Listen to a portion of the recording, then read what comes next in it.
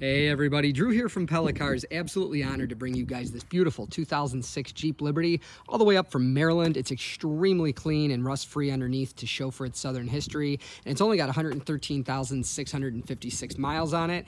It does have a couple cosmetic flaws, even though it's in overall absolutely beautiful condition. So the point of this video is to point out some of those cosmetic flaws, or as many of those as possible, that you wouldn't see in photos. So first and foremost, up front, beautiful paint job. It's just got some spots like this right here and on the roof where the paint is faded from the sun. It more than makes up for it underneath where it's not all rusty like a Rochester car. Our lack of sun usually means for better paint, but rusty undercarriages, this is the opposite. So super clean undercarriage and just a little bit of sun wear and tear on the paint. So on the side of the vehicle here, we'll also point out these are brand new tires. They were put on about maybe 30 miles ago, and these were chosen specifically for this vehicle because these are a fine tread on the highway. This is what's called an all-terrain tire, so it's a lot more aggressive than a regular tire that you'd see on, like, you know, a Chevy Malibu or a Toyota Camry. It's going to do much better off-road, like in mud. But this particular tread pattern from Mastercraft here is still nice and quiet on the highway, and these are absolutely awesome in the snow. So they're just a good all-around tire.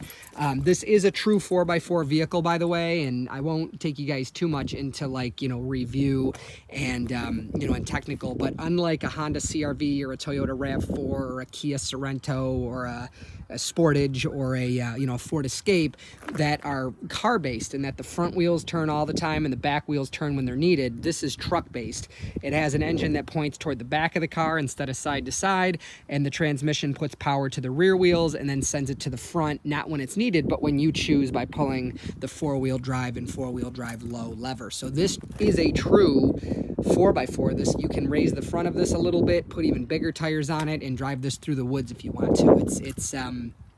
It's a little bit more expensive to do that with than a Jeep Wrangler, but you could do almost anything to it that you can do to a Jeep Wrangler, you know, within reason. This can be lifted with mud tires and drive through swamps and things like that if you wanted to, where a RAV4 or a CR-V, you can't do that. I'm going to put a link in the description of this video to a review I did with this car in the snow from the perspective of somebody that's not interested in 4x4 and doesn't want to go off-road. They just want to get to the grocery store. I took it out in a large parking lot with fresh snow and really tested what it could do without going into four-wheel drive, just to, you know, to get through some light snow and some heavy snow in, like, your driveway or the grocery store parking lot, whatever.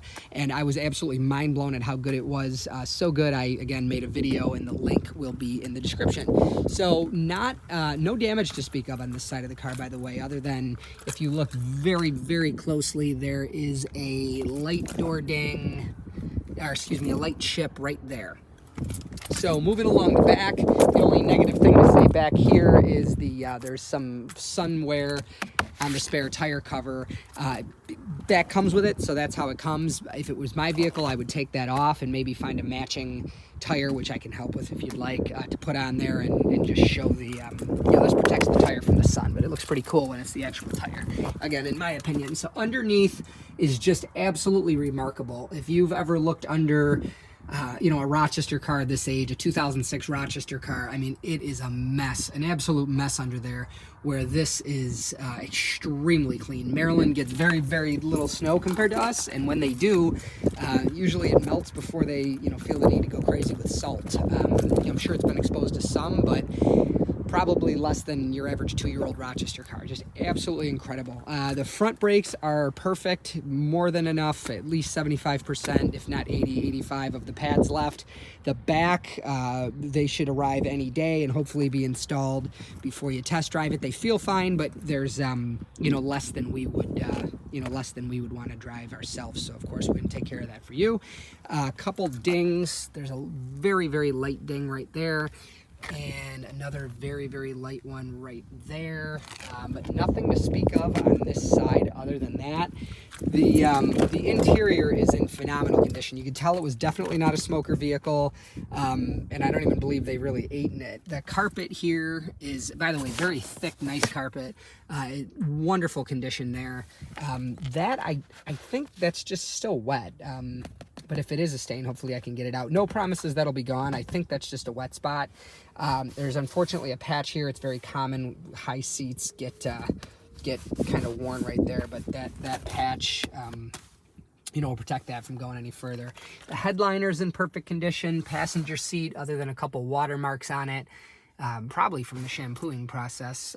You know, they don't jump right at you, but if you get on them, you can see a couple water stains. Perfect passenger carpet. Dashboard's in incredible shape. There's a couple spots, hopefully I can get off of, I don't know exactly what that is.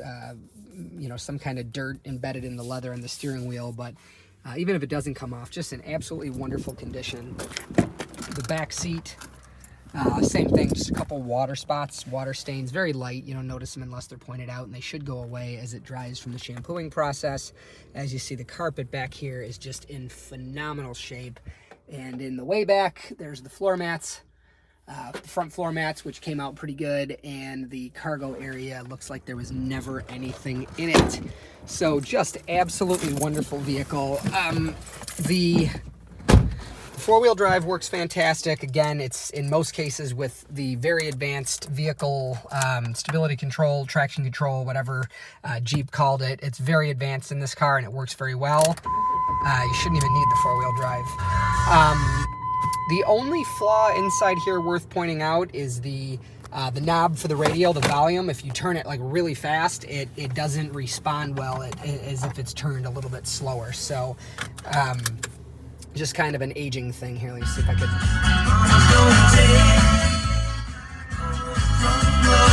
Like if you turn it really fast, it'll go like up and down a little bit instead of shoot up, like if you crank it like that. So anyways, it drives as good as it looks, just absolutely wonderfully, shifts smooth.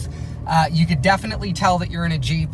The very short wheelbase, which is the distance from the front wheels to the back, make it very maneuverable.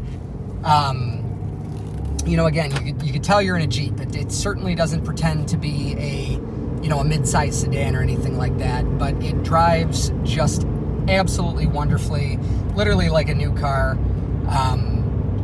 You know, and again, has that Jeep feel, which is, of course, super desirable. So I'm going to get up to some highway speeds here, which we're right about there. Take my hands off the wheel. Straighten up a little bit. Take my hands off the wheel. Get on the brakes really hard. As you can see, it drives perfectly straight, perfectly smooth at highway speeds. That was about 55 or 60, and jabbing on the brakes at those speeds doesn't cause the vehicle to pull or shake or shimmy or anything like that. As I had said, those back brakes are, you know, visibly they're about due for replacement, but they don't have any physical symptoms. So gonna try again to get you guys up to some highway speed. Gonna come to an intersection up here, which will make that difficult, but you know, as you see, there's no excessive road noise, you know, no pulls, no shimmies, no shakes, and again, it rides great. You can tell you're in a Jeep. For most people shopping for one, that's a good thing. It doesn't pretend to be a Camry or a Malibu. Has that truck feel, but refined, not rough or over the top or anything. So just going to, again, try to get you to some highway speed here without anybody in front of us. Try to show you maybe like 65.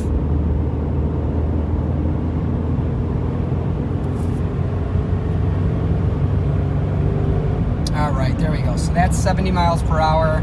I'm just going to take my hand off. Now, it's kind of tough with the hills and stuff, but wait till we get over this one.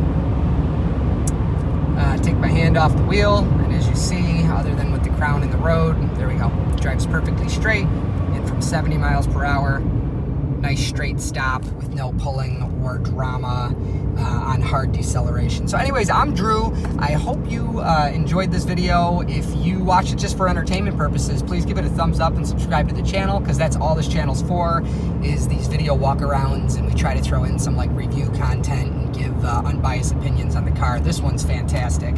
And of course, if you want to purchase this vehicle, you can do so online through www.pellacars.com, or just call me. My name's Drew. I'd love to meet you in person and have you do a test drive. We're at 585-771-0111. Thank you.